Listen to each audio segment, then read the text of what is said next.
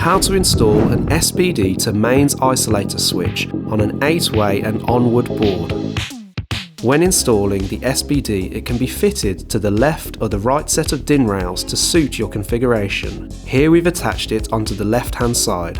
Take the copper earthing plate and fix it to the two PE terminals located at the bottom of the device. The plate can be attached to the base of the board using the fixing screw provided. Attach the L1, L2 and L3 conductors to the copper buzz bars on the mains isolator switch and tighten the screws. Thread a nut onto each of the conductors on the opposite side of the buzz bars and tighten with a pair of grips. Slide the main switch onto the gear tray and ensure each of the terminals attached to the buzz bar. Locate the 4 screws through the main switch, attaching them into the gear tray and tighten with a screwdriver.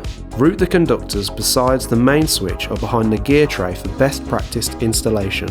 Screw each of the terminals to the buzz bar and tighten with a torque screwdriver. Tighten the main switch screws with a torque wrench. Reattach the L1, L2 and L3 plastic cap.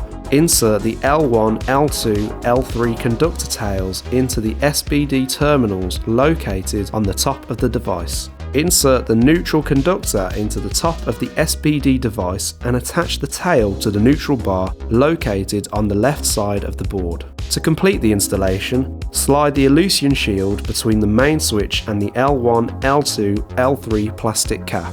Please see our other how-to videos for more information on our Illusion 3-phase range.